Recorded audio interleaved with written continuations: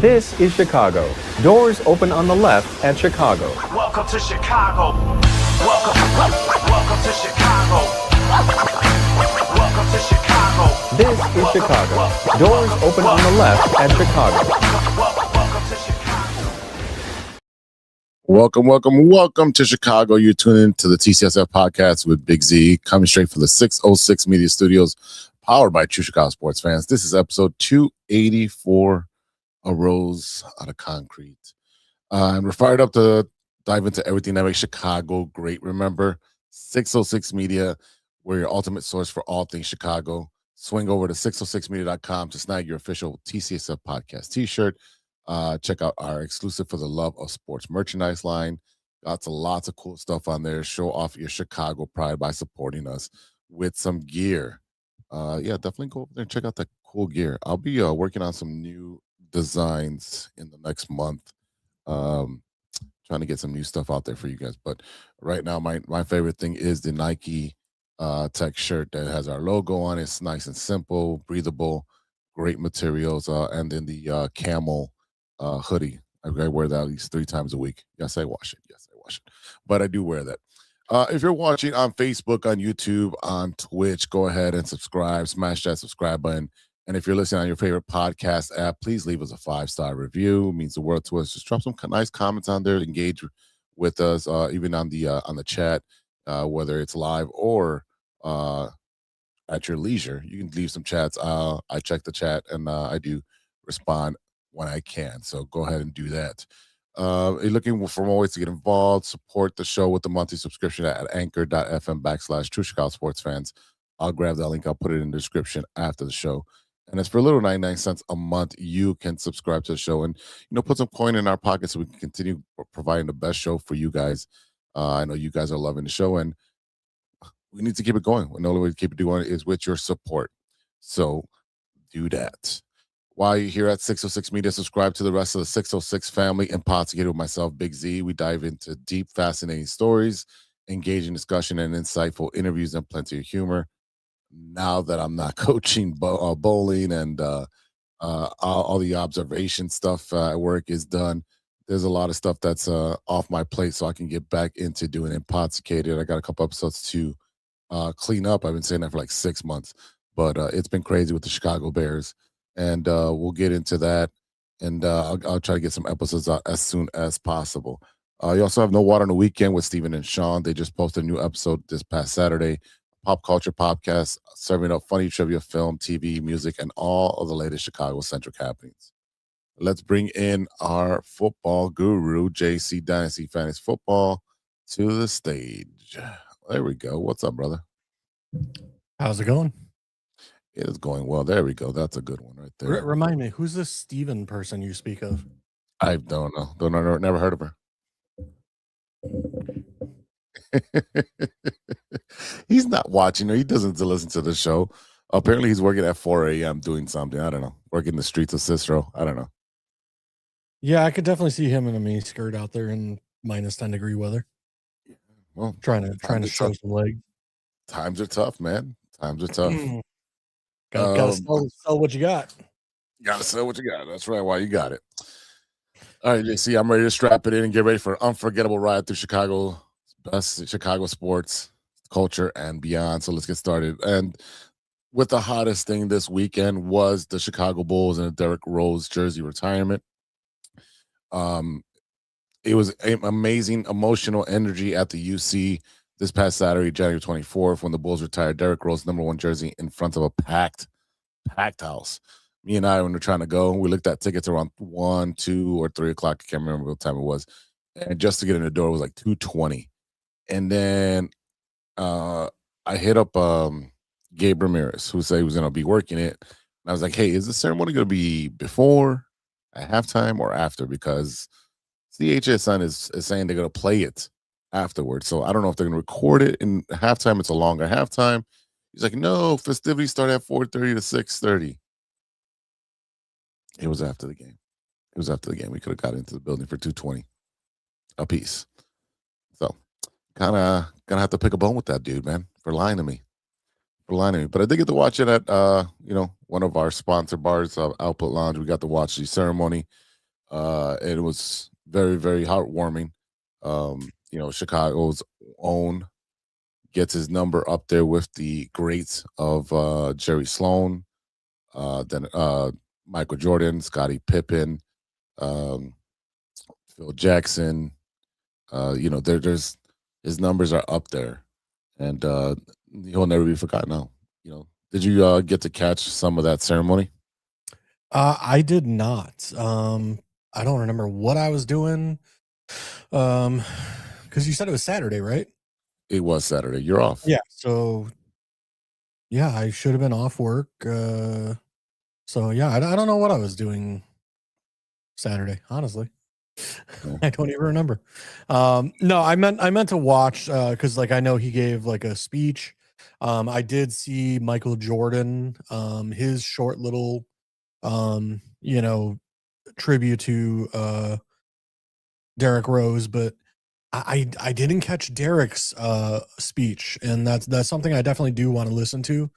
Because he was never a very vocal person when Right. he was on the Bulls. Right. He got interviewed and stuff by the media and whatever, but it was very much like the Bill Belichick, like give the answer to the question and then just sit there and stare at the press.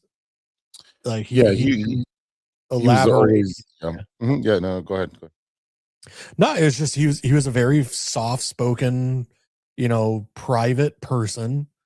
All the years that he was on the Bulls, it was constantly like, why doesn't he, go out there and try and recruit and all this other stuff? And, that just wasn't him. Like, that wasn't his style. He just wanted to play ball. And you hear reports that he did at times, like, talk to players and stuff like that. But I wouldn't say it was really a recruiting session, like LeBron does, where, he takes people out to steak dinners and buys them watches and cars and come play with me, please, so I can win a championship and be greater than Michael. You will never be greater than Michael. No, dude, I'm sorry. And I don't mean to get away from Derrick, but maybe we can talk about LeBron a little later in the segment. Because again, I don't feel that LeBron, especially at this point in his career, like you watch him playing now, and it is so clear and evident that he is just stat padding. That is just like, no, dude, you've lost all respect from me. Like just retire and go away because again, like the tape that you're putting out there as a player, I can't even respect it anymore. Well, he's giving the Bulls a business right now with 20 points, so I still don't care. I mean, it again, it's one of those like he's not going to take a shot unless he thinks he can make it. And then like he doesn't play defense at all anymore. When he was younger, he was fantastic running down court and blocking layups and stuff like that from behind and everything else. But nowadays, like he only plays one way. And like I don't even think he crosses the half court line sometimes. Yeah, he's something else again. Anyway, sticking to Derrick Rose, and we can't talk about LeBron because you can't speak one without the other because they played in the same timeline in the same division.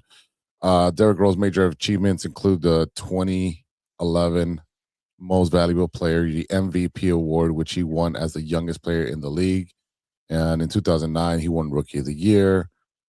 He is a 3-time All-Star in 2011, 12. And 2010, 11, and 12. He was NBA first team in 2011. He was NBA All-Rookie first team in 2009. FIBA World Cup gold medalist 2010, 2014. In his jersey was retired in 2026. Rose was the overall first pick in the 2008 NBA draft by Chicago, his hometown, born and raised here. In his MVP season, he averaged 25 points, 7.7 assists, and 4.1 rebounds. Look at that. He had more rebounds than Patrick Williams. He led the Bulls to a 62-20 record at that point. The only thing that stopped Derrick Rose was Derrick Rose's body. His body literally just broke down because of how explosive he was, going to the hole, played with, he was fearless going to the hole. Oh man, there was a couple of games against Orlando where what's his face? Dwight Howard just like swatted him down like a fly, and Derrick's just on the floor just wincing. And you would take him a couple minutes and he'd get regrouped and was back at it. But he played so recklessly to just to a fault where we loved that he gave his all every single game. He never half-assed it. But it was just that one injury, that knee, with the game already at hand against Philadelphia, and that was it. It derailed his career.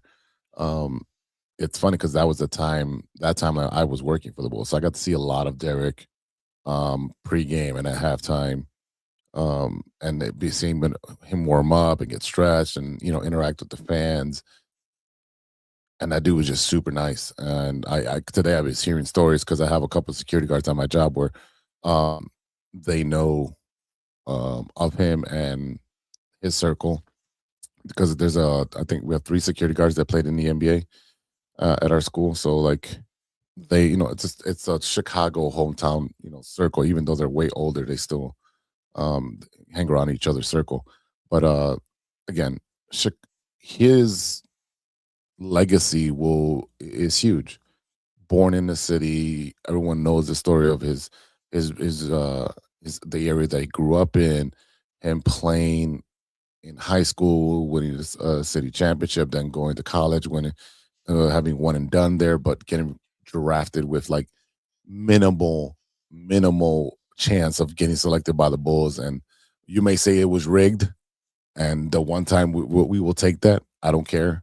We got the guy that we wanted, and people wanted Beasley. I did not. I was like, if we're gonna go all in, let's just go in with the kid. I got to see a little bit of his highlights in high school and how good he was. Got to see him play 1 year in college. He's good. He's really good. He was raw still. He had to work on his jumper, which he eventually did. And as soon as he started expanding his 3-point, range, that's when he got hurt. Yeah, for me, it was with Derrick Rose. Like, he had one of the best like floaters of like any player. Like, Yeah. if he was not dunking the ball, he could stop on a dime within 5 feet and just put up a floater. Yes. And like, it was like the perfect elevation and the perfect drop. Yeah. That it was just like, it was unblockable. And for me, like, it was something of awe to watch. And I'm going to be honest with you. I was critical of Derrick during the time of the injuries because, it took a long time for him to come back from some of these injuries. And same thing with Lonzo Ball. And you sit there and go, as a fan, when you're not getting updates, when you're not being told what's going on and everything else, you start going, is he all in? Is he not all in? What's going on? Like, is he, babying this thing? Is he like, does he need another surgery? Like, and again, like, we're not privy to all that information where you don't know. Like, if hey, we did in the initial surgery, then we had to go back in and do a cleanup, and then, whatever, and it's one of those where, because it took time for him to come back, where, most people come back in 6 to 12 months, it was kind of lingering longer than that. And then, he had the second knee injury, and then it's like, man, like, it took so long to come back from the first one. What's going to happen with the second one? So I'll be honest with you. I was one of those guys that was kind of like, I'll say this, like, when we let Derrick walk and let him go, I didn't have a problem with it. But at the same time, but it didn't bother me. It hurt, but it didn't bother me. It was time to move on. Yeah, as a business decision, it was time to move on. Finish it up. Yeah, no, and like I said, hindsight 2020, you look back and then you sit there and go, man, like, how amazing of a player that he was, and how those injuries really zapped everything out of him. Especially after the second knee injury, because he really, I would argue he really wasn't the same player after the second knee injury. No, he was not. His first injury was the left knee ACL tear in 2012, followed by multiple meniscus tears in the right knee in 2013-15, and then later issues with the left knee in 2017, along with reoccurring ankle problems and a facial fracture. Again, like he's I don't know who's going to be watching or listening, but it's Grant Hill. Grant Hill had the same kind of like trajectory where he was projected to be like the next Scottie Pippen because he was so versatile as a point forward who can score, rebound, he can play defense, and then his knees just gave out, and he was never the same. Yeah, he ended up in Orlando. My second favorite player to Michael Jordan, Anthony Hardaway. Another guy who just injury after injury after injury, and football. I mean, one of my guys in football. I've had the guy on my dynasty team for I don't know, the past 8 years or so. Cooper Kupp. He had a 2,000-yard season, and then you turn around and look at this season, and he's nowhere to be found. He's a shell of himself. But what just happened? I was a little warm. I just took myself off. I was like, your camera went off, and next thing I know, you got a Derrick Rose jersey on. But yeah, I mean, yeah, sports is a weird thing where, man, like injuries can just take everything from you, and quickly, unbeknownst to anyone. Like, I keep sitting here, because not to talk football, but like I have CMC on my team. I have Saquon Barkley, and it's one of those, like, with the amount of carries and mileage that those guys have on their bodies, it's one of those, like, when is the fall off? Like when does their performance no longer, up to snuff? So it was very hard as a Bulls fan to kind of watch that, because I mean, the baby Bulls, like, it was an exciting team to watch. They played defense. They played old school basketball. They held teams to like 80 points, 86 points, not 140 points a night. Like, that was it. Like, I think Thibodeau would have had a freaking stroke if they allowed like over 110 points. So again, hindsight 2020, you don't appreciate. I mean, again, I appreciated Michael Jordan as a kid, but I think in my early 20s, like, I didn't appreciate Derrick as much as I probably should have. Yeah, I can see that. And to reiterate your point, we don't know what the medicals were. You're talking about early 2010s. Not a lot of information was being let out. We would hear, Derrick's got hurt. Derrick's going through rehab after surgery. I would see him on a 300 level running around, like doing laps prior to the game. And I'm like, he looks pretty healthy to me. Like, if he can run on a concourse, he should be able to run on a basketball court. But, I'm not. That's running. That's not jumping. That's not being explosive. And stopping time. Yes, exactly. Again, I'm not in his body. So I don't know what he was able or not able to do. And this is the same time where he got his Adidas contract, which was a huge contract. It was a huge contract because, his shoes had just started to come out, and they were very, very popular. Adidas contract. It was over like 200 million or something like that, right? It was, I think at the time, it was like one of the largest contracts signed. Yeah. But I don't remember exactly what the numbers were, but I know it was enough for him to live comfortably for the rest of his life. Oh, of course, it was 14 years, 185 at that time. At that time, so that's insane because that would literally be done right now. He's literally done with it right now. And I know just they re-released the number one, the Roses ones for this occasion, but his contract is that contract is up. I don't know if he renewed it at any point. Yeah, they might have some legacy deal or something where Right. Oh yeah, you yeah, get yeah. royalties or Of course. especially if they re-released. Yeah, definitely they'll be doing that. Yeah. There was a lot of hate on the internet though, and as you know, the internet's especially Twitter, the garbage of social media is Twitter, X, whatever you want to call it. What were they hating on? They were saying he doesn't deserve it. He doesn't deserve it to get his number retired. I was like, "Are you kidding me?" The kid that grew up. Me and you have had this discussion before. Yeah. And I think I agreed that he belonged in like a ring of honor, like a celebration of him. But the actual number retirement, I was kind of like, I don't know about that. Like, should he have a statue at the stadium or some sort of like mural artwork, something of that nature, like name on the concourse, like a ring of honor kind of thing? Absolutely. But number retirement, I was kind of like, I don't know.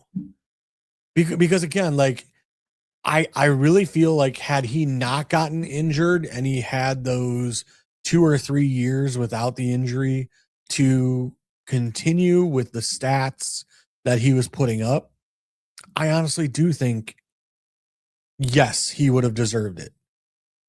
But again, the problem is that the stats, in my opinion, lacked slightly because of those injury years. So my opinion, wow, it was like, oh, should he get his number retired? Should he not? It's really started swaying when you start looking at he's a Chicago born and raised kid who got to play for his hometown and did not disappoint, never mailed it in, gave his body to the city, gave his body up, was always respectful, was never in the news for something negative, was a pillar in the community giving back. This is the one time the Bulls actually did something correct. They honored one of their own by retiring his number. Now, do his numbers match up with anybody else's? No. They're the 6-time world champion Chicago Bulls. It's Jerry Sloan. I mean, come on. Let's be honest. Bob Love, Jerry Sloan, Hall of Famers. Look at their numbers. Also, Jerry Sloan, I think he's from the Chicagoland area as well, but he also went over to coach, finals for Salt Lake City. So does he measure up to those guys? No.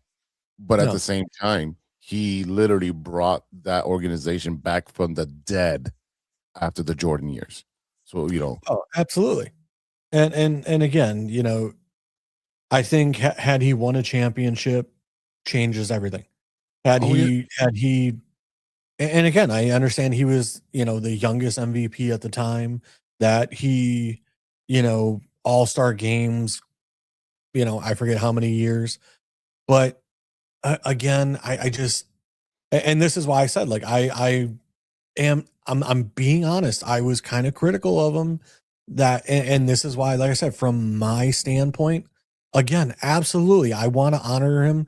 He's a Chicago kid, born, bred, like you said, represented the organization to the fullest. But it's one of those where it's like, you have this conversation of like, Eli Manning, does he belong in the NFL Hall of Fame?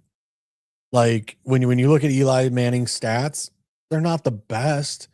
He won a couple championships and beat Tom Brady. He was a Tom Brady killer. Yep. But at the same time, it's like, is he a first ballot Hall of Fame? Probably not. Probably not, but he's still going to get in. He probably will be because of the name. The Manning name, I think, is going to dictate that, he will be, but it's one of those where, like I said, I absolutely 1000% give the kid a statue, give him the name on the Ring of Honor, around the concourse, on the level 200 ring around, all that stuff, and again, basketball is different because, we talk about the Bears. The Bears cannot retire any more numbers. They had nowhere to play. They literally cannot retire any more numbers because otherwise they will not have enough jerseys to man a team. Because I think they've retired. I don't even know how many jerseys, but I think like Dicka and some of those guys were like the last numbers to be retired because they physically couldn't anymore. Otherwise, like there wouldn't be enough numbers for the players. Basketball is different. You got 12 guys and you got 99 or I think 0 is a number now in the NBA where I don't think it was a long time ago. 0 and 00. So yeah, you got 101. So it's one of those where there's plenty of numbers to go around in the NBA. So like, again, retiring that number isn't as big a deal as it is in the NFL. From a standpoint of like, having the amount of jerseys to cover a team. But I mean, yeah, he deserves it. Like I said, it's again, I want to celebrate him in some way, some fashion to be like, you were a great part of this organization. With Sandberg and the Cubs, there's statues outside.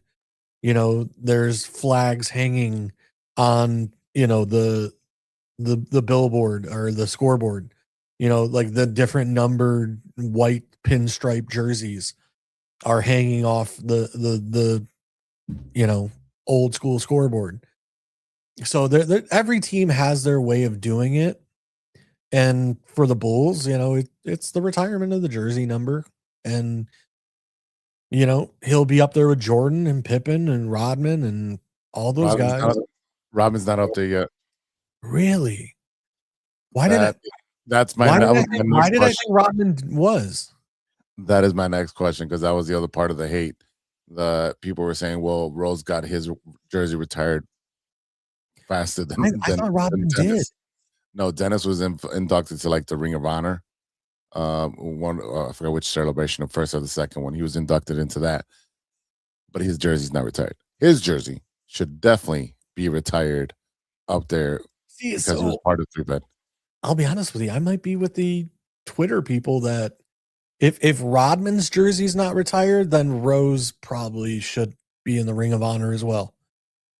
Just from the stand, like, and again, I'm not saying like Rose shouldn't have his jersey retired. I'm not saying that at all. But when you look at like, and again, I mean, Steve Kerr hit some clutch shots, things of that nature. I mean, not that you necessarily want to retire every jersey of every player on those 3-peat teams. Right. But I mean, Rodman was such a pivotal role in that second 3-peat that I can't believe his stuff is not retired. And again, we don't know unless their argument is like, oh, he was Detroit first, therefore, like, it's a jersey retirement. Detroit can retire his number up there too because he wore the number 10 for Detroit. He wore 91 for us because it was 9 + 1 is 10 because 10 was already retired. So those are those things.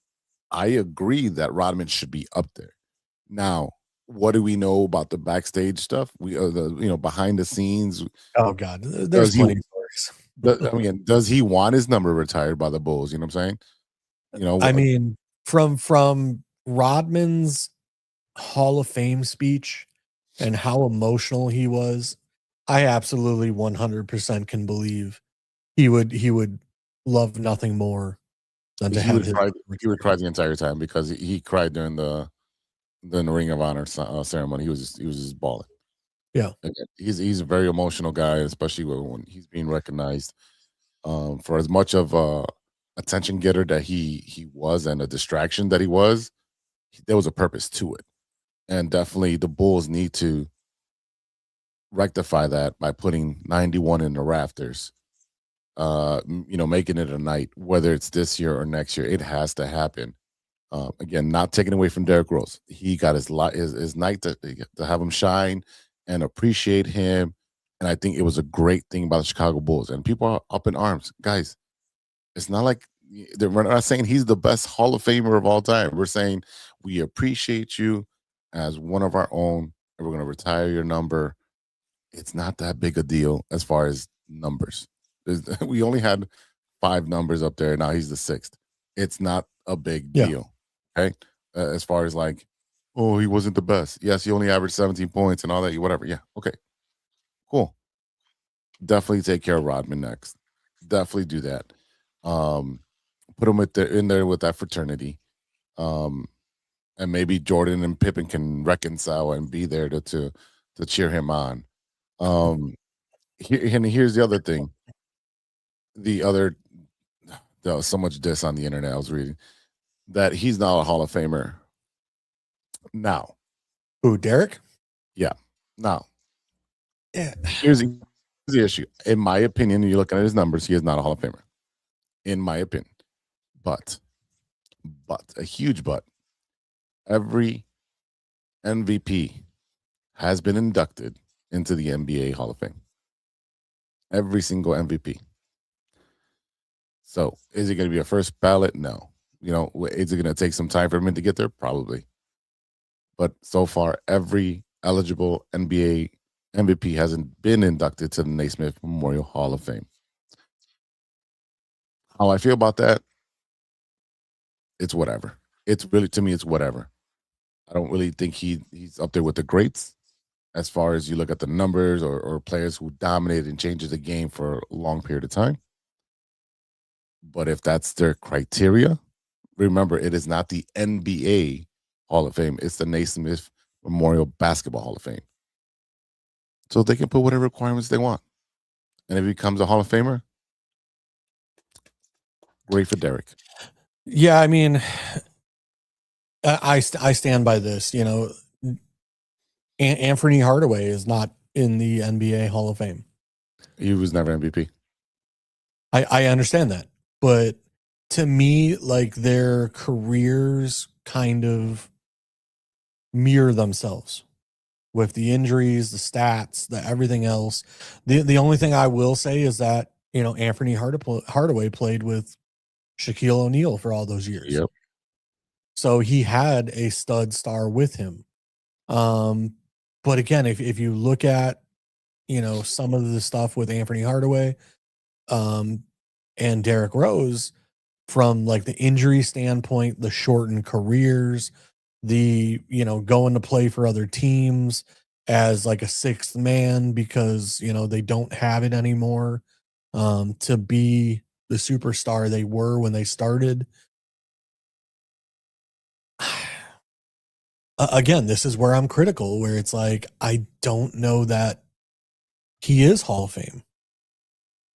Again, I think he means more to the Bulls and the city of Chicago than he did to the overall NBA. And that's rightfully so. And that's why his number was retired in Chicago, right? It's not retired all over the league, just Chicago. The Bulls did the thing right and retired his number, gave him his night, gave him his flowers, and now he is up there in the rafters for everyone to see going forward. So, will he be a Hall of Famer? That's to be seen. And whether they put him in or not, it's indifferent to me. Like I said, I know every MVP has gotten in, but at the same time, his numbers, in my opinion, do not qualify for the Hall of Fame. So, on that note, we're at the 34-minute mark. We're going to take a quick break. And on the flip side, we are going to talk briefly about some Bulls news that's going on. And then we'll switch over to baseball and hockey. So we'll be right back after a word from our sponsors. Hey there, Chicago enthusiasts. Are you ready to take your fandom to the next level? The True Chicago Sports Fan Podcast has got you covered with some serious cool merch that screams Chicago pride. From cozy sweaters to trendy tank tops, we got it all. Show off your love for the city with our iconic red, white, and blue logo, or stand out with our exclusive collection for the love of sports. Whether you're lounging at home, breaking a sweat at the gym, or cheering on your team at a game, our gear is a must-have for all you diehard Chicago sports fans out there. Don't hesitate. Visit bonfire.com/store/606-media-store/, or simply just click the link in the description and snag your gear ASAP. Get ready to make some noise, show your pride, and embrace the Chicago spirit with True Chicago Sports Fan podcast merch. Designed for you, the ultimate fan, for the love of sports. Hey guys, it's Steven. And this is Sean, and you are listening to True Chicago Sports Fans. Don't forget to listen to Nowhere on the Weekend. New episodes on Monday. You can find us anywhere you listen to podcasts. Yeah, so we're going to go do a couple of shots, so let's kick it back over to Big Z. Welcome back to True Chicago Sports Fans podcast with Big Z. JC's taking a little break right there. And let's talk about the Chicago Bulls. They did take that victory on Derrick Rose night, 114-111 at 3 finish, triggered by Kevin Huerter having a buzzer beater with 0.2 seconds left at the United Center. Kobe White had 22, including 5 3-pointers, Vucevic had 16, 7, and 6. The bench depth, Jalen Smith, Montez Baselli scored 14 each, and Huerter hit that dagger to win the game. Bulls played an okay game. They should have blown them out. I know both teams had leads of 8 points throughout the game, but again, the lack of defense is what's letting every other team back in it or giving the Bulls to play from behind. Bring JC back in now. He's back. With this win, Chicago posted his 4th victory and climbed to 500, moving into the 8th seed in the contention. But you know, we got some troubled waters ahead. You've got Trey Jones with a hamstring injury, should be out 2 weeks. We got the impending trade of Kobe White. Minnesota has been inquiring about him, but they're unsure if they can re-sign him for multiple years after that, right? And if you look at the Bulls' history with trades, they do not do well. This is why I said this administration needs to go. The Bulls let DeRozan hit the unrestricted free agency, and then got that signing trade with Sacramento for Chris Duarte, who's no longer in the league. 2 second-round draft picks. Okay, not a great return. They held on to Levine way too long, finally traded him. They got Zach Collins and Kevin Huerter. Okay, Collins has been hurt. Huerter's been in and out. Trey Jones as well in that trade. Trey Jones has been good for us, but he's hurt at the moment. And we also got back our first-round pick from the Spurs. But what have we done? What have we done to make this team better? Nothing. We got a lot of pending free agents. We've covered that over and over. The only good trade I would say is the Isaac Okoro for Ball. But at the same time, like, there's a lot of repetitive. There's Patrick Williams. No one wants that contract. No one wants to trade for him. And his 8 minutes and 4 points a game for being a big guy is pathetic. Just pathetic. So there's a lot to be wanting with the Chicago Bulls when you look at the team. But there's not much to look at when you look at what's going on with the Chicago Bulls. Right now they're down 74-67 to the Lakers. So don't expect that one to come back and win. I just don't see that. If LeBron James and Luka Doncic are motivated to win a game, they could do it. But they also, I was talking about trade Kobe over there. But what are you going to get back? Rui Hachimura? There's really nobody else on that team that you would want. You want picks, and LA is a team that doesn't necessarily want picks or need picks, right? Because of LeBron. It's one of those. You have to find a team that's playoff ready, that doesn't really care about a first or second rounder, because they have the team for the next 3 to 5 years, such as like OKC or whoever. Like some of these teams at the top that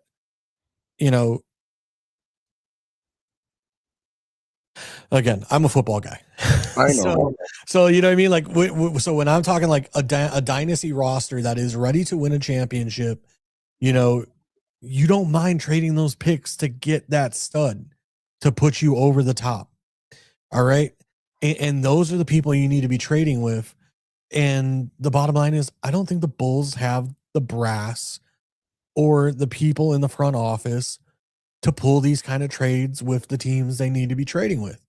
They're going to be trading with like teams at the bottom of the barrel and trying to get assets back and everything else. And it's like, no, get the picks. Even if the picks are 2 years down the road, I don't care. But you better get something better than a second. Yes. Yeah.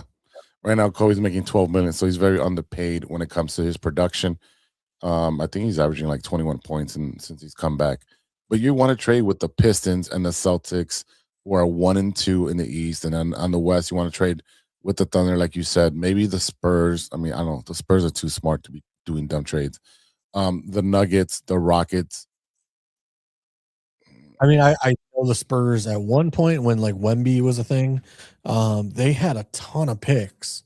So I don't know if they still have that, cachet of, picks still. But again, like that's the thing is you got to find those teams where it's like, oh, first, you want a first? Yeah, sure. No, whatever. If it wins us a championship, we don't care. Exactly. And that's the approach you should be doing if you are in that winning window, that championship window. That's going to get a player. How about this? I mean, Golden State just lost Jimmy Butler, did they not? They did. They're in the 8th seed too. They're 26-21. You know the West is always way more competitive. The 9th seed is playing 500. Maybe they don't care about Kobe White being on a 1-year deal. No, you're right. Maybe they don't. I mean, they're aging out. Steph is not the old Steph. His body can't keep up anymore. He's not, playing every single back-to-back. Yeah, there's some issues there with the Warriors. They're aging out. The Timberwolves, they've got a pretty good team that can put them over, but they're just worried about not being able to re-sign them. Okay, then that means you're not in championship window. You're not willing to make that push. The Suns, got no faith in them. The Rockets would be a team, but I don't think they have the cap room because of Durant's contract and everyone else that they got on that team. The Nuggets and Spurs, I don't know what the contract, their cap room is either, but I would assume the Thunder are under the cap because they've drafted and developed players very well. And again, the Spurs, if you can get like you said, a first round pick in 2027, 2028, cool. Let's do it. While I love Kobe, and this was an argument at the bar on Saturday, like, oh, you're defending Kobe. I'm like, no, I defend him because he is a hot and cold player. Can he put up 30 one night and then 8 the next night? Yeah, he's exactly like Zach LaVine. He's hot and cold. And, that guy's, his name is Angelo. He was like, oh, well, I would take Zach over Kobe any day. I'm like, yeah, and you would lose every single night because that's what happened when they had Zach. Zach doesn't have that killer instinct. He had to defer to DeMar to be the killer. He couldn't put a team on his back. Now he's a role player over in Sacramento. What is Sacramento doing? They're 12-35. They're worse than the Bulls with DeRozan and LaVine. So if you want to talk about who's the better player, in my opinion, Kobe is right now. But at the same time, he does not fit with Giddey and Buzelis, in my opinion. And there's also rumors that they might, re-sign Vooch. If you re-sign Vooch, you have to center the offense around Vooch. Let him be the centerpiece like they did with Noah. Let him touch the ball every single possession. Let him make the decision. Let him be the quarterback. And also take your time. I know this is the new NBA of run and gun. But if you don't have the ability to shoot the three like the rest of the NBA, you're going to get blown out when you can't hit those threes. And I know that's the NBA now, and that's why people are turning it off. Because of that, there's no defense, it's no organization. It's just literally running up the court and chucking up a three. And literally, we were watching the game, and I'm like, watch, Kobe's not passing. Chucking up a three, chucking up a three. And nothing but bricks, and no one to rebound. So there's a lot to say about the Bulls. I know, we both grew up watching the Bulls, and even like you said, the baby Bulls that were very good. but it's a bad brand of basketball all the way around, and something needs to be done about that. So Yeah, well, we both can admit that right now the state of the Bulls is they're a mediocre team. Yep. They're not good enough to win a championship, but they're not good enough to lose to get a top pick. So the bottom line is, I was just doing a little research, and granted, this is from September of 2024, but OKC has 13 first-round picks. The Brooklyn Nets have 13 first-round picks. The Utah Jazz, 13 first-round picks. All three of them altogether total 29 picks between the first and second round. So again, those are the teams that you need to hit up and be like, we have 0 first-round picks. We'll gladly take some of those. Like, you guys want to have better talent in Brooklyn? Cool. We'll send you Kobe. We'll send you Patrick Williams and we'll pay the salary. We just want him off the roster. Again, that'll cost us draft picks, and we're trying to gain draft picks. No. We're gonna give them Patrick Williams, but we'll pay for the salary.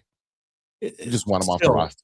No, because again, no team is going to do that unless they're being paid in assets. So, like, you're going to have to send Patrick Williams and a first or multiple firsts for them, even if you are paying his salary. They're going to want draft capital back in return in order to take him. And I'm not doing that.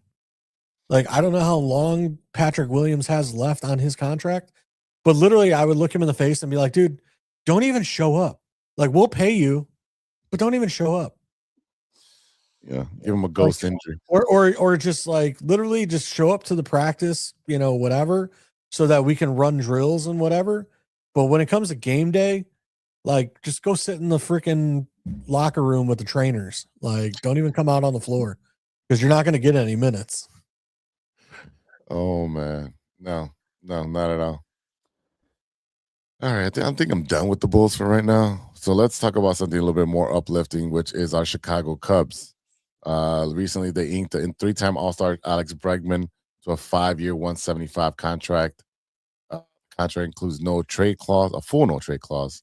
So he's demonstrating the mutual commitment to stay, to being a stable person with the club and trying to get to contention. He brings a proven bat that posted 92 wins in 2025. He's being added to a 92 win team. So he's going to add some power, some leadership, some experience in playoffs, some postseason experience, right? All of that stuff. I think he's going to do well hitting at Wrigley. I think it's a great addition. I wish they would have got him last year. I think that would have been the difference maker last year of having Bregman at third. But I mean, I like this signing. It's a splash. Let's see what else they can do. But what is your impression of Bregman on the Cubs? Let me start with this. Did you see the video of Bregman pitching to his kid in the batting cage? No, I didn't get to see that. His son is like, I don't know, maybe 2 feet tall. He looks like he's like maybe 4 years old. That kid had eye bat contact. My God, like the kid's gonna be a future star. So let me start with that. I mean, his hand-eye coordination at his age in the batting cage was just ridiculous. So I'll start with that. Yeah, I mean, with Bregman, it's a signing. It kind of riles up the Cubs fans, but it's one of those where it's like, does it put us over the top? Does it make me think that I can beat the Dodgers or Toronto? I don't know. I know there's rumors out there that we're quote unquote not done yet. We'll see. Again, we're losing Tucker, which, don't get me started on that. And his contract and who he signed with, because I will absolutely lose it.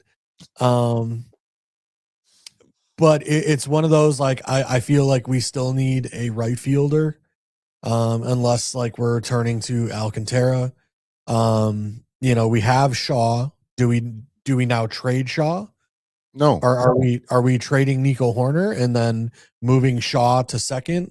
Yeah. Like there's a whole like laundry list of questions I have, where it's the hole we needed to fill was right field, which would have been Tucker or Bellinger or, of that nature. Where, like we had Shaw. Is Shaw the guy that is going to win you a championship? Not necessarily. Is Bregman going to be the guy to win you a championship? I feel kind of the same way in the way of how I feel about Shaw. The only difference is Shaw's a young talent on a young contract where, there's still room for improvement where Bregman is established. Like I said, it's, this is why I brought up, maybe we should have on Cody, because Cody would be a good, guy to soundboard off of his expectations of Bregman. Where again, I'm kind of neutral. It's one of those, I look at the top teams, again, the Dodgers, Toronto, etc., and go, I don't know that we can beat them. I think we're going to be a talented team. I think we're going to go to the postseason. I think we're going to be right there. But that's what we said last year. And then we ended up getting our asses kicked by the Brewers. Bless me. Jesus Christ. Wow, that just made me sneeze. If you're looking at the outfield for the Chicago Cubs, talking about Wisconsin does that to you. just in general. You've got Gold Glover Ian Happ in left field. He's not going anywhere. Yeah, Pete Armstrong not going anywhere, right? Those are your staples right there. In right field, Seiya Suzuki has proved that he can't handle the day-to-day operations of being he's right a liability. Field. He's a liability. It's one of those, okay, so then you're talking about defensively, you could bring up Alcantara. Yep. To be your defensive, whatever. But at the same time, I feel like if he's going to be the guy in the field, then his bat is suspect.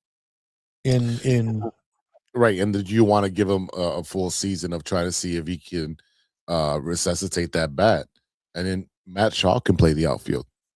Matt Shaw can play right field. He's designated as a third right fielder right now on the Chicago Cubs website, and also third as left field as well. So that's where the conundrum might be, is where he might be sharing some outfield time and some second base and some third base time to give these guys a breather. But Matt Shaw showed you're going to make Shaw a utility guy. That's what it looks like, right? Because there's nowhere to put him. Yeah, there's nowhere to put him. I mean, I'm fine with that, I guess. I mean, again, it doesn't really, Bregman's going to be the guy at third, obviously. You got, oh my gosh, Michael Busch. Why can I not think of our shortstop right now? Oh, Swanson. Thank you. So you got Swanson, you got Horner, and you got Busch. I mean, really, I've said, we definitely need a catcher that can frame pitches better in this day and age of, pitch framing. But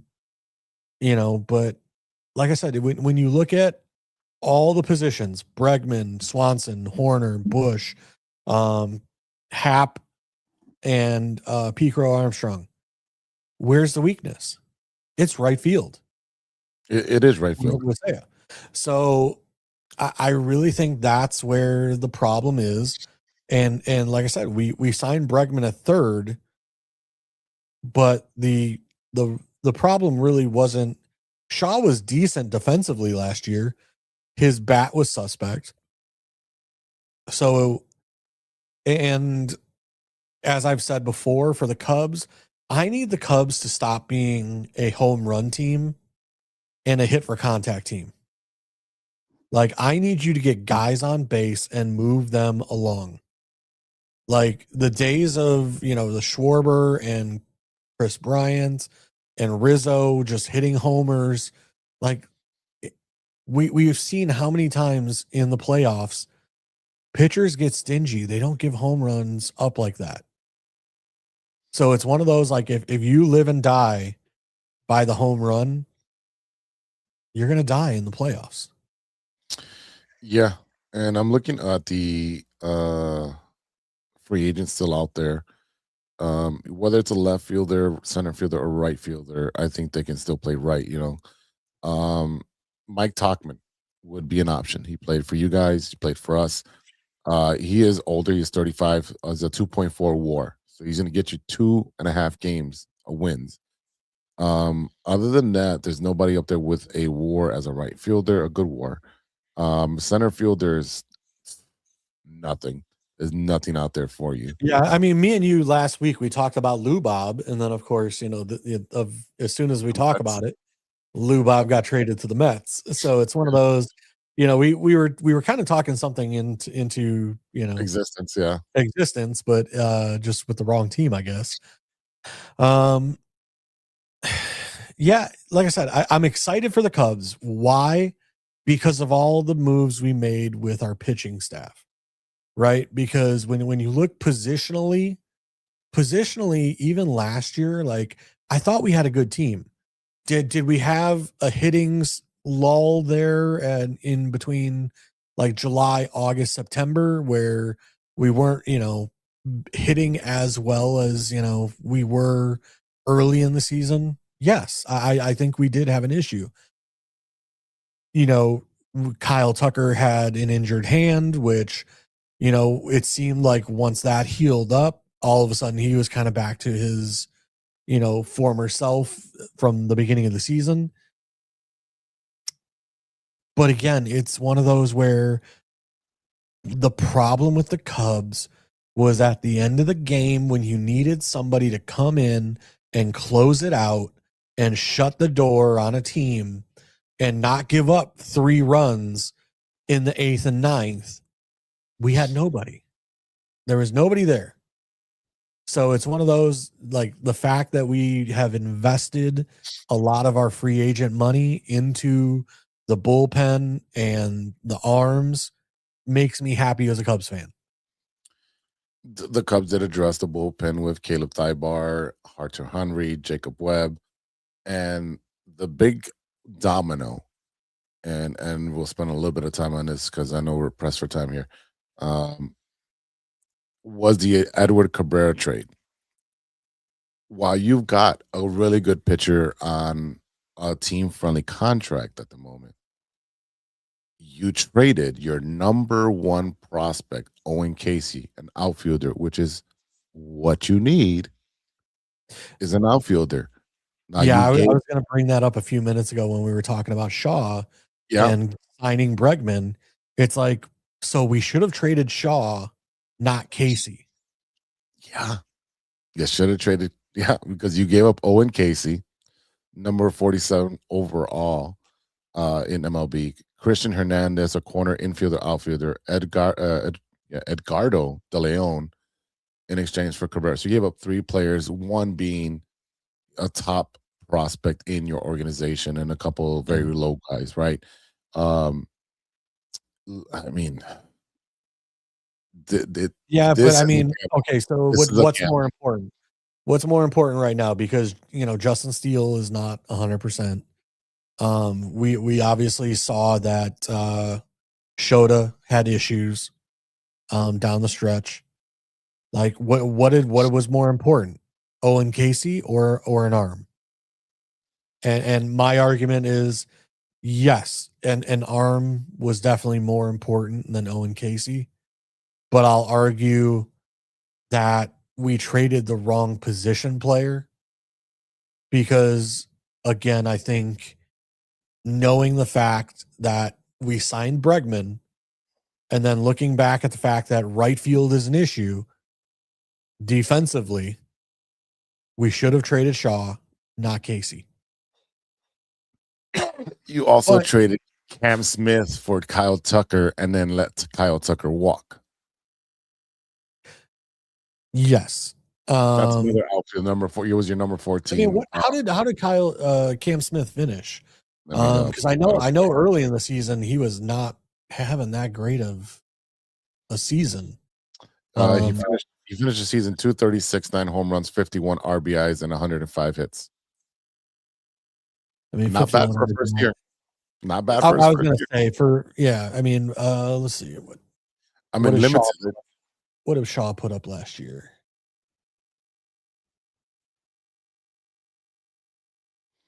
He had a 1.9 WAR, 441 at bats, 104 hits, 9 home runs, batted to 236, 55 runs, 51 RBIs. He slugged 358, OPS of 671. I mean, it's not a bad season. So, For the so would you Mets. say? So, like, I'm trying to pull up the numbers myself, but What, for Kyle Tucker? it sounded like the RBIs was very similar. Because you said Shaw Smith was 51. What was Shaw? Are you talking about Shaw or Tucker? I'm talking about Tucker. Oh no, I'm talking about I was comparing Cam Smith and Shaw. Oh, yeah, I can put Matt Shaw. Let's see. Is it Matt Shaw? Sorry, it's yeah,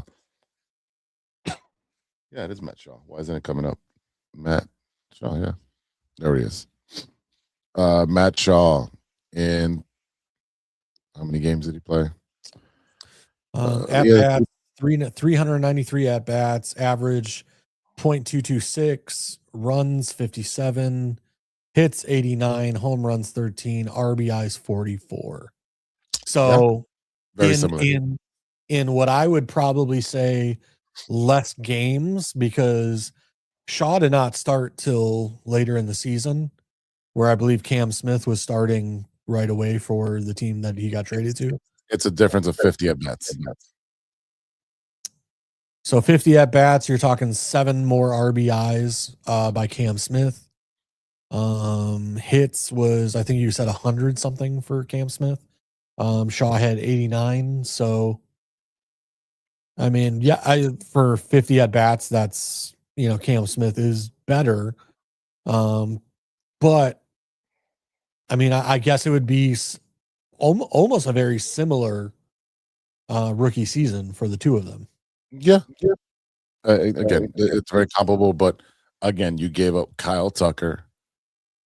I mean, you got Kyle Tucker for Cam Smith when you did have a logjam of young talent that you could have given away. And again, if you're going for it and you're going to keep that guy to continue to put you over the edge, and then you added Bregman, now we're talking about a team, right? That's going to be stacked from top to bottom. That's not what happened, and that's disappointing. That's a disappointing but again, like, okay, where would Cam Smith start? No. But no, I'm saying if you traded Cam Smith, I'm fine with it. Yeah, but you keep Tucker though, because you gave a high draft pick. You gotta re-sign Tucker. I understand. No, we cannot re-sign Tucker for what the freaking Dodgers paid. No.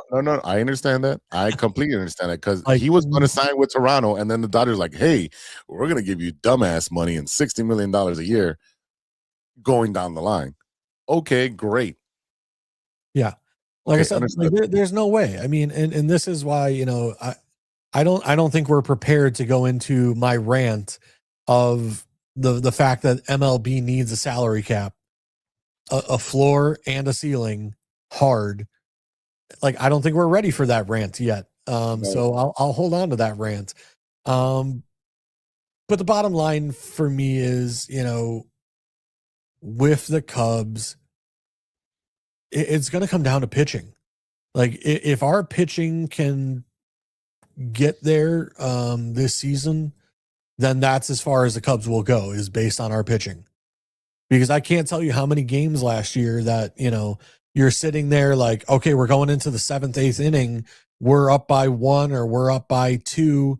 And next thing you know, like, a team puts up 3 runs on us in the last 2 innings. And like, as a Cubs fan, like, that drives you nuts that, since Chapman, we, I know we had a closer the year after Chapman that we traded for. It was a K name that I'm blanking on. It's Kluber, or I forget who it was. Your closer? Yeah, the closer at the year after Chapman. Kimbrel? Kimbrel. Yeah. Arm elbow. Yeah. And again, like, we trade for closers, But I don't know what it is with the clubs that we can never like get a guy of our own. Like we cannot teach anyone to be a closer in our franchise. I mean, yeah, you guys haven't really developed one ever, No. ever. No. Like I said, we've traded for Chapman as a rental. We traded for Kluber as a rental. But we have never had, and again, we prior, Kerry Wood, we've done well with starting pitchers, but again, closers that can come in and be that guy that's gonna like, and I know it's not very often that you have a closer that it's like, oh, this guy's coming in the game, it's over. But it like the Cubs, even the year of the World Series, like they were mismanaging Chapman to where it's like, I don't know that Chapman's going to get it done. You don't. So, You don't.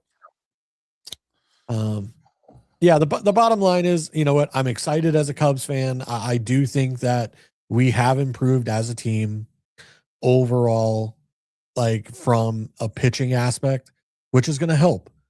Because if you have pitchers that can go in there and control a game and not give up runs like we did last year that, we shouldn't have been giving up, then that also helps the offensive side. So Well, I'm just saying, and sign we're gonna Verlander. look back. I know we want to get to some other things. Yeah, sign Verlander. Definitely be a nice No, little band-aid. I was sitting here trying to look it up the whole time because, like I was reading like a Cubs aren't done yet post, and there was a Gore. Oh, Mackenzie Gore. Yeah, He got there was Gore got traded he? to Texas. Yeah, Gore. Yeah, he got traded to Texas. Because there was some pitcher that we were linked to. But again, I know the Cubs were in talks, but I didn't know if that was who they were talking about. And maybe. Yeah, there's been a couple of trades out there. And then speaking of trades, and we alluded to it a little earlier, the White Sox made some moves and finally, just like the Bulls, a couple years too late, traded Luis Robert to the Mets, receiving Luis Angel Acuna. That is Ronald Acuna's little brother, and pitching prospect Truman Pauly in return. So you got a young center fielder who can play the infield as well. He is the only player in Venezuelan, because he's playing down south in Venezuela for the Winter League. He hit 4 home runs in a game. Only player to ever do that. Why that is an anomaly, and the last homer was off a position player. It's still a home run. So this kid has played just a cup of coffee in the major leagues. He's controlled for 5 years. Will he play center field for the White Sox starting opening day? I don't know yet. I don't know if the White Sox are done making moves to fill in their holds. But if you pull up Luis Angel Acuna, excuse me, he's 23 years old. He's still listed as an infielder, but he does play the outfield. He's been playing the outfield in the Winter League. And one of the big knocks on him was that he didn't have power, but he's been showing that he does have power. Last year he batted 175 times, hit 41 hits, no homers, 234, 30 runs, 8 RBIs, 16 stolen bases. He's very, very fast. He's very fast. So if that is what they're looking for, is more of the grinders, slappers, hitters that can get on base, steal a base, and keep the bases moving. Okay, let's go for it. Let's go for it. That's what I've been saying for the Cubs, especially because Wrigley Field is such a small damn freaking field. Like you need those guys like Benny the Jet that could slap a ball opposite field and just get on base. You know what I mean? Like I understand because Wrigley Field is such a small field that you want to hit home runs there. But there's something to be said about guys that can play small ball. Like, okay, great. They don't have the power to hit home runs, but can they get on base? Can they hit the ball to all fields? You know what I mean? And that's the thing is, if he's going to be replacing Robert, let's say it's a 1-for-1 replacement, right? Robert was playing 80-something games a season. Okay, not enough. He missed about 300 or 400 games in the last 5-6 years. He played just as much, right? He's been playing half a season because he's always getting hurt. If this kid, let's say it's a 1-for-1 transaction, that he plays center field going forward, he's your center fielder. If he doesn't have power, great. Put him at leadoff. Hey, kid, just slap the ball into right field, opposite way, get on base, steal second. Let the next hitter push you over to third. I'll fly out. Now we got to run. It's 1-0 in the first inning. Yeah. That's how you get winning baseball, by putting pressure on the other team, by scoring first consistently. And if you put pressure on the pitcher that, oh my God, this guy's going to steal. Okay, now you're in his head. Yes, small ball works. You saw that it worked for the White Sox in 2005. Yes, we had some boppers, but it was a small ball that won it. That Scott Pasenik, the Joe Creedy, that won us those games. All right. So again, while we don't know what the return is going to be long term with Luis Angel Acuna, because you're looking at a name because of Ronald Acuna. You look at a name and you're like, all right, well, we'll take a flyer. Well, you know what happened last time we took a flyer on a name? We fucked it up. Tatis. Okay. We had one. We traded him when he was super young, 18, 19, whatever.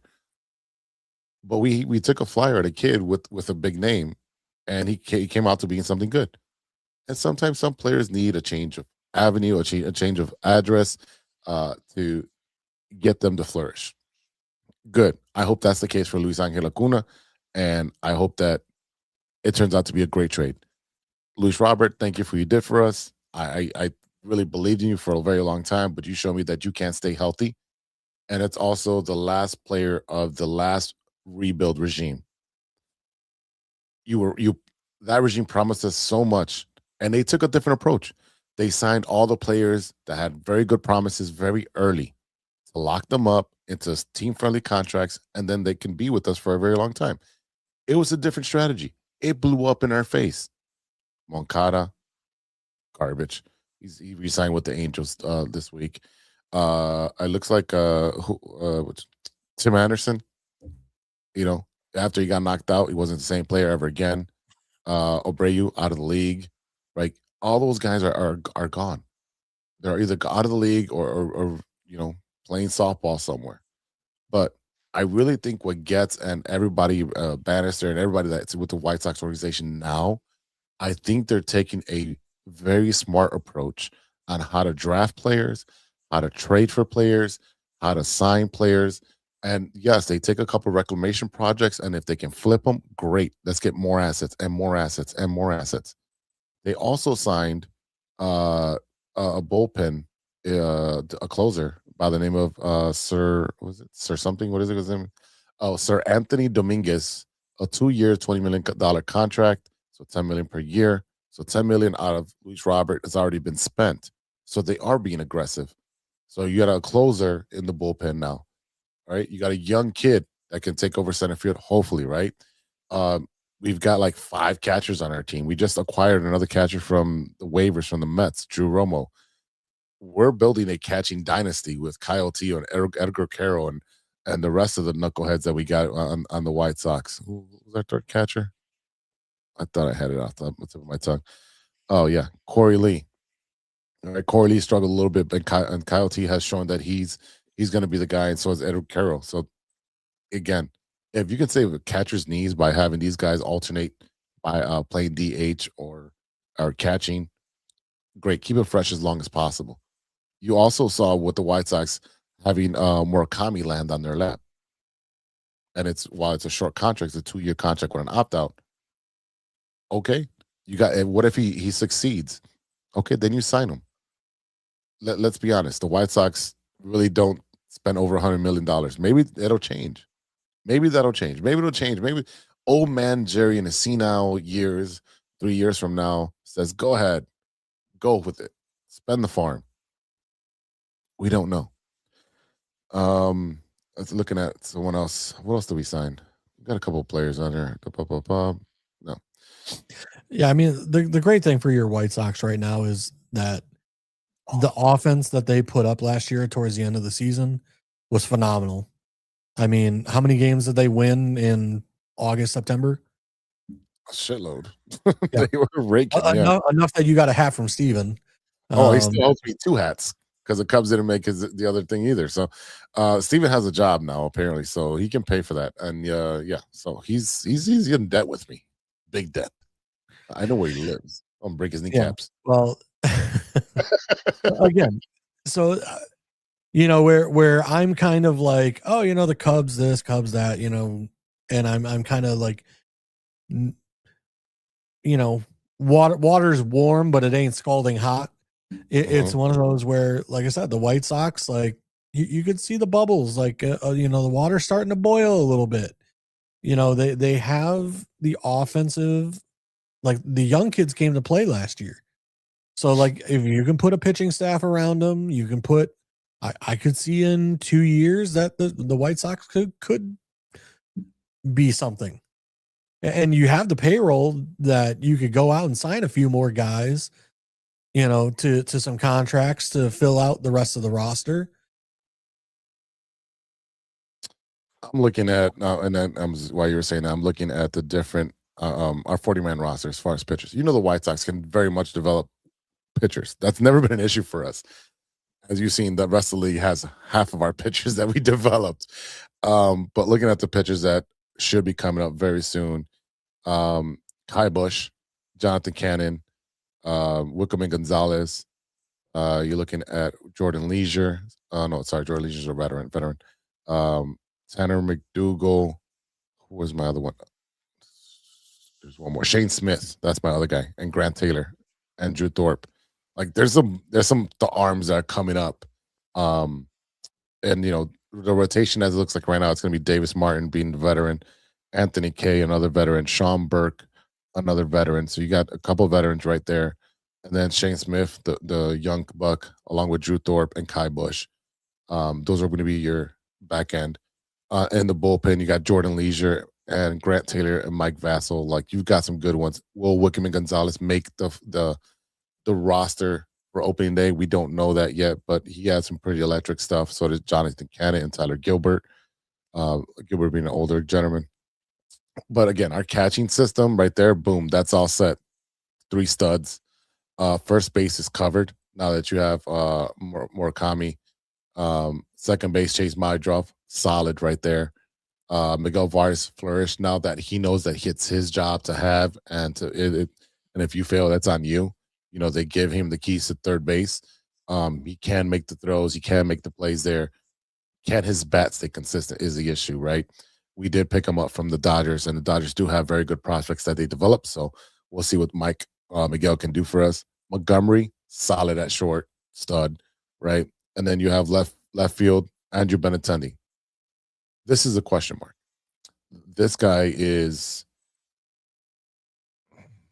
what is he, 30?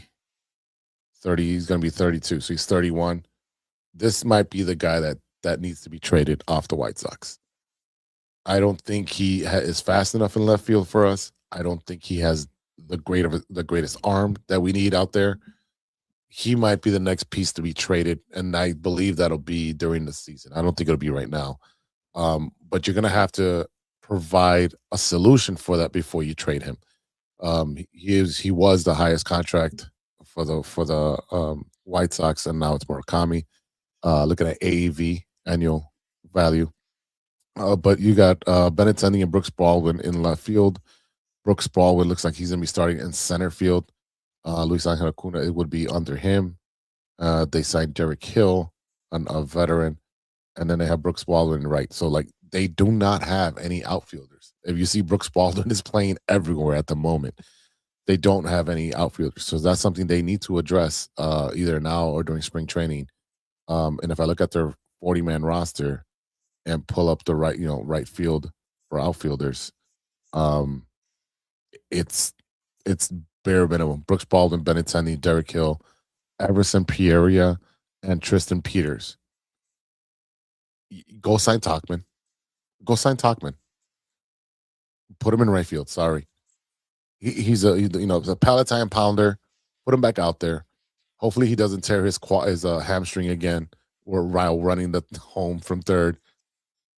Oh, we need another veteran that can man right field. It's funny that both teams have a hole at right field. And for us, we had a hole in right field for decades after the World Series. So it's an issue. It's an issue. But again, the White Sox are slowly, like you said, they're simmering right now. They're simmering. So wait to see. I can't wait to see what's going to happen this season. And closer to after spring training, is there some regression? Because they're a young team. There could be. There could be the sophomore slump. Yeah. Yeah, but again, what you saw last year has to give you hope that you're on the up rather than on the down. And we got the number one pick. Yeah, which that's pretty much a guarantee of who you're taking. To go back to the Cubs right quick, the player that I was talking about, I'm like, why did this change? Where is it? The pitcher that I was talking about was Zach Gallen. There was rumor the Cubs are talking to him. So it wasn't Mackenzie Gore that you had mentioned. It was the Zach Gallen kid. So just throw that out there. Back to the White Sox. I mean, yeah, you know what? You're kind of in this situation where, yeah, you still might have some holes that you got to fill in. Look, finding a right fielder. I feel like your team is going to continue with the young guys and let them prove themselves rather than sign a Talkman. That's just my opinion of where the White Sox are at. I feel like you guys are more of a let the young guys cook rather than bringing in somebody and paying them $10 million just because they're a veteran. I don't see the White Sox doing that. You might do that with a pitcher just to flip them for some prospects or some players later down the road. And the White Sox are really good about doing that. But right now, like you said, the young kids are going to get a shot of playing a full season. We saw how they fixed Colson Montgomery. We saw Chase Mydroff flourish. They're addressing first base, and now that they got the number one pick, and it's God willing that it is Rock Chalowski, from UCLA. He is a shortstop, so someone's job is going to be in jeopardy if this kid's going to be a stud. They're saying he's the best all around since Troy Tulowitzki. Like between number 1 and 2, like there's such a gap in talent, and we got if he's the one guy that they draft, and he's a stud. Look out to have a superstar. And let's say he plays third or short. I mean, or second. It doesn't matter. You can move all those guys around. If you got a stud, you'll move around any of these players just to get this guy in the lineup. And I've seen some video of him. He's a stud. I saw an interview with his coaches. I've been doing some research on this kid, and he's, oh my God, I'm so excited. And the thing is that the draft isn't for another like 200 days. Yeah. Well, I mean, when the last MLB draft was going on, I just remember like screaming, like, why do the Cubs keep taking position players? Like, we need pitching. Like, what the?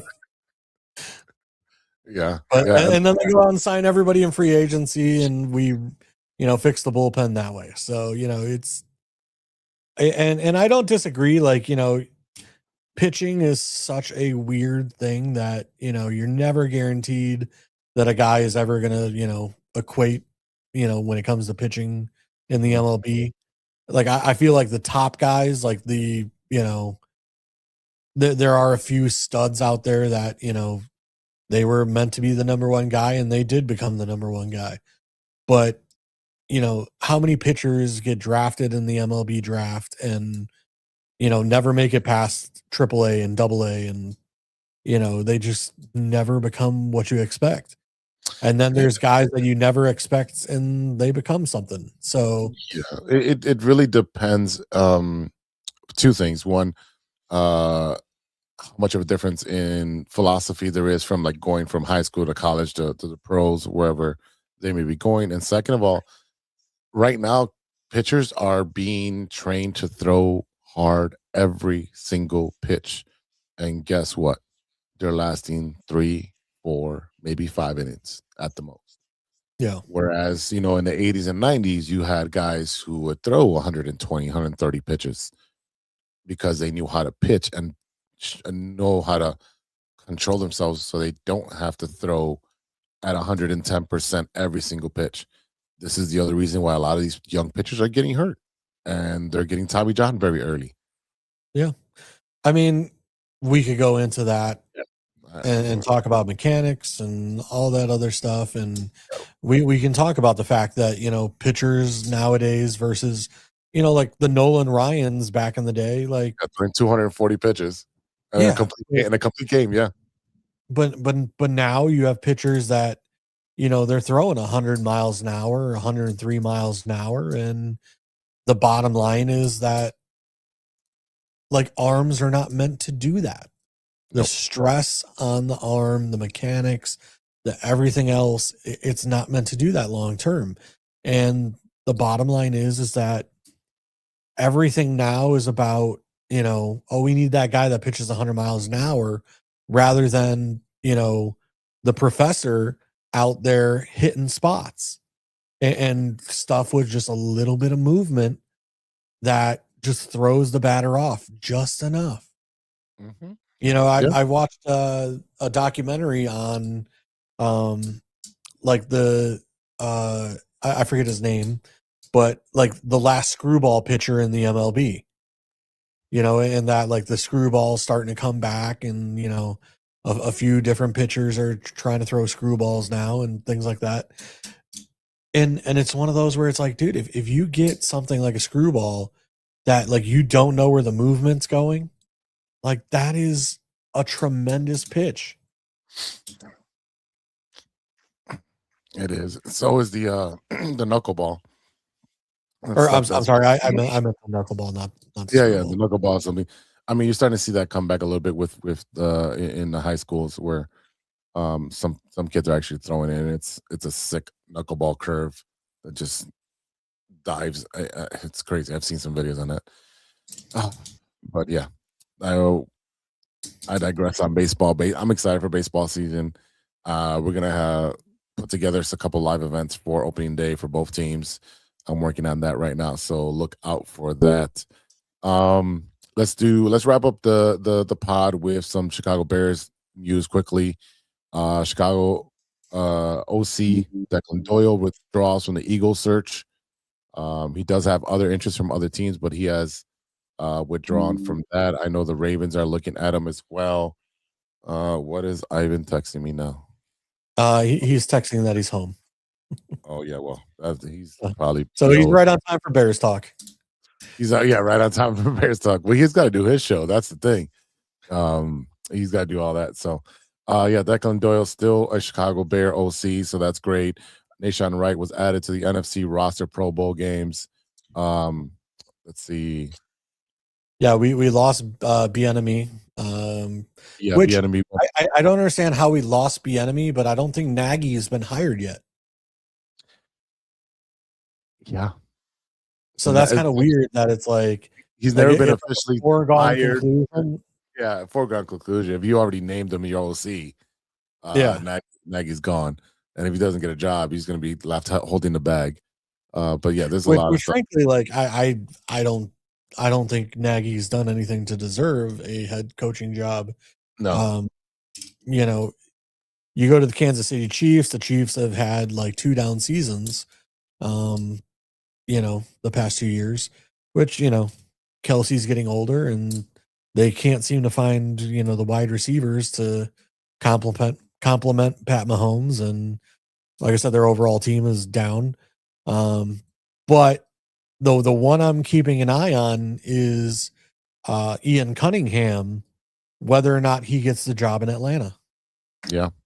because that will prove tremendous for us, because there was a whole thing about the verbiage of, because Matt Ryan became the president of football operations in Atlanta. And then basically, because the way it's worded, for compensatory picks, if Ian Cunningham goes to Atlanta, do we get the picks because Matt Ryan is, blah, blah, blah. Well, the rumor is that yes, if Ian Cunningham does go to Atlanta, even though Matt Ryan is in a position, we would still get compensatory picks, is kind of the gist, is what I've heard. That said, that would be tremendous for us to get 2 third-round picks for Ian Cunningham getting the general manager position in Atlanta. That would be absolutely huge for us, because we are in a little bit of a cap issue. Not bad. I actually this week got into a spat on Facebook, because there was a guy, I don't know how, you get some random stuff that pops up in your feed every once in a while, but it was some guy talking trash about people don't understand the salary cap, and he was calling people stupid in his comments and different things. And you're like, hold my beer, sir. I legit said, hold my beer. And dude, I trashed this guy in the comments. I mean, I literally was like, oh yeah, you're talking about we need to trade DJ Moore and how Poles is already doing it. Dude, you don't work for the Bears. You don't know that Poles is already on the phone trying to trade DJ Moore. I go, second off, you're sitting here saying that DJ Moore's contract is a bad contract. It's not. DJ Moore's contract is an average contract for wide receivers. Number 2, DJ Moore, Thuney, and Grady Jarrett can all be restructured with bonus money to save us $34 million, which I brought up in this guy's thing. I go, then you want to pick on the low-hanging fruit of Tremaine Edmonds and the fact that we're going to cut him for $15 million. I go, anyone that can read knows that that's the low-hanging fruit. I go, however, what you didn't mention is that we can extend him, spread that money out, and rework it to make that salary cap hit less and keep Tremaine Edmonds. I go, and what you missed, I go, is the fact that Cole Kmet is due $8 million. We can cut him, save $5 million, $3 million would be in dead cap. I go, and the most important one that we should be cutting is DeAndre Swift at $8 million with 0 dead cap. I go, so if you want to talk salary cap, I basically said in this guy's comments, I go, bring it, because there's always somebody out there smarter than you, dude. I go, and the fact that you're sitting there calling people idiots in your comments and everything else shows me everything I need to know about you, because you're a freaking loser. Love it. Love it. And dude, all like everybody in the comments was like, oh, like, and then the guy's like, oh, why don't you show it? Like, cause he said to somebody else, cause this guy is such a loser that he went to somebody else's Facebook page, saw that they're like an investment person and like a financial person, and then was like, hey man, why don't you come and share your LinkedIn info and let's see whose resume is better. And I literally was like, dude, I just destroyed you in the comments. Like, you're still, and he will not respond to me. He keeps responding to all these people that just make like a simple comment, and then he calls them stupid. He calls them idiots, calls them whatever. But the fact that I schooled him and he will not respond to me is just hilarious. Like you said, there's always someone smarter than you. Always someone smarter. And like I said, like, dude, literally, like, I was like, you realize even the bad contracts that we're in can be restructured and we can save $34 million. I go, and like Olin Kreutz said, you got Rome, who had a down second half of the season. Luther Burden still running some wrong routes every now and again. Mhm. You want a veteran like DJ Moore in that locker room still. DJ is a important part of our. Listen, we wouldn't have gone to the playoffs past doesn't Green make Bay that. Yep. if DJ wasn't there making those catches. Yeah. And I will argue that I understand everybody's on DJ Moore's case about, not, making that play and looking like he was half-assing it. I'm going to argue that DJ Moore was injured and playing through injury, which is why he did not make that play, which is why if you're injured, you're not going to be there for the media after the game to have them ask you, hey, what's going on? Why, da, da, da, da, da, da, for you to sit there and admit, oh, hey, I'm playing with a hamstring injury, or I'm playing with this or that, or put anything out there in the ether that's going to hurt the franchise because you're playing through something that you shouldn't have been playing through. Right.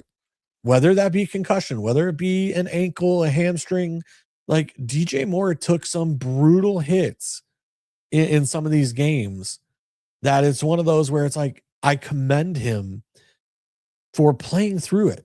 I know he's getting trashed in the media. I know people are talking trash that he didn't flatten the route, all this stuff.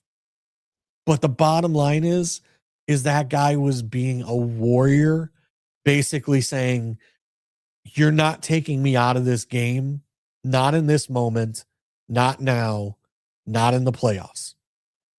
And unfortunately, it ended up hurting us. Yep.